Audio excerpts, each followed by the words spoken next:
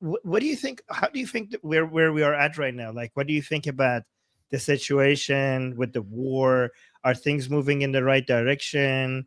Are you optimistic? Are you Come not on, Aziz. I mean, optimistic? What do you we think? know it's not moving in the right direction. Our I know. leaders have once again, unfortunately, and I want to say this: as much as I appreciate America, and as much as I appreciate Donald Trump, his regime, all the leaders in the Trump regime, I really do appreciate what they did. I'll be eternally grateful for the fact that they ended a large part of my country's suffering with the release of our 20 last live hostages. I will forever appreciate it. I just see that our leaders have once again kicked the can down the road, and we're now hurtling towards a new violent reality where the IRGC is still in power, weakened but in power. I don't think that the Iranian people yet have the capacity to actually overthrow the regime right now at the current moment. From all the reporting, True. and I speak to a lot of Persians on the ground, uh, Yeah. We I have no hear from weapons. I hear from them that it's just not possible right now. Maybe if Israel would have pressed harder, it could have been, but not at the moment. Trump stopped you guys. Trump stopped you guys from finishing the job.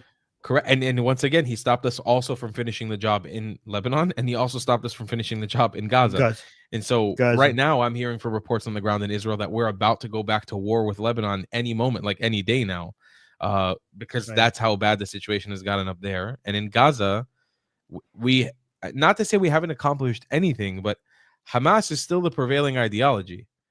Like, the group might be fractured, but the ideology of Hamas has not been removed. It's still there. Yeah. And with all the aid that is going to come in for the reconstruction, they're going to get all the cement to rebuild tunnels. They're going to get all the money. They're going to get all the aid to be able to resell to the people. And the amount of aid that is required to come in to rebuild Gaza is almost impossible to monitor all that. So they're going to rearm, retrain, re-radicalize, rebuild the tunnels.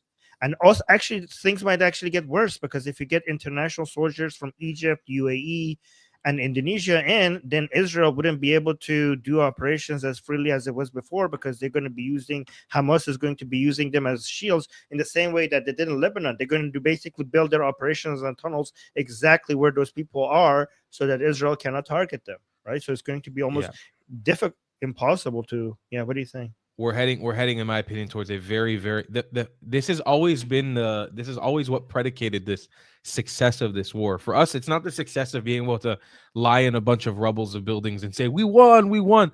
No, it's about whether our enemies are still able to stand at the end. And the problem is, all we've done is we've just kicked the can down the road again. And I really do fear that if we don't actually take care of business this time around, okay, fine, we could take a break, like even if it's a couple months to rearm. But if we don't go back to war, if we don't finish this properly, I don't know. I don't know. The future seems so dark to me. But what would you do if you were in charge? Because you also can't afford to piss off Trump too much. Like, you also need the support of the US. I personally would call Trump's bluff a little bit on the whole losing support for Israel thing. I don't really think he would. I mean, he would. He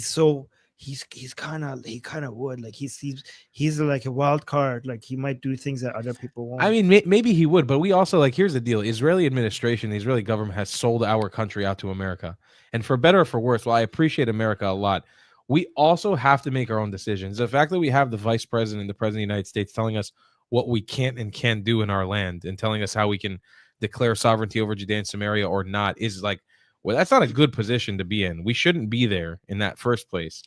And it's not to shit on our own government too much. I'm not saying all of them are horrible. I'm just saying the fact that we're in that position is a very dangerous place to be, and we shouldn't be in that position. But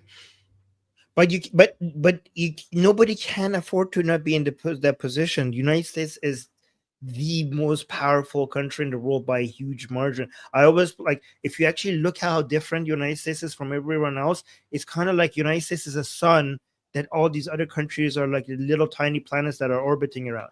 Like, they have the best weapons, they have the best forces. Like, they, without their green light, like, in the same way that it doesn't make it's a wrong bet to make to stand against Israel. That is also true with the United States. Like, United States is just such a powerful force And that this is the is conundrum that America has always been in with Israel. Like, you know, Armin, people always complain, like woke right people in America will be like, we don't want to fund Israel's wars. We don't want to give Israel money. It's like, you know, like 90% of the aid that Israel gets from America is in weapons contracts that they're only allowed to buy weapons in America. So I'm like, yeah. if we in Israel decided, all right, we wanted to release the grip of America a little bit, buy weapons from China, from India, from other countries, maybe from Russia, America would freak out on us. Americans would freak out on us. Okay, but America would call your bluff. You know why? Because they have shitty weapons. Okay, America, it's not the same. First of all, here's another problem you're gonna have. You already have so many weapons that you require America their constant maintenance and servicing of them, right?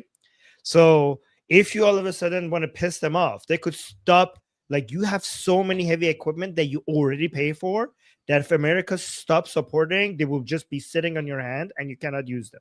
The Right? counter to that So is that with cooperation, like first of all, Israel and America do a lot of cooperation in weapons manufacturing. But if Israel were actually to do that cooperation with countries like India, I'm not saying that it would ever be the same quality as America, but India it would. India buys their own stuff from Russia. India doesn't have anything.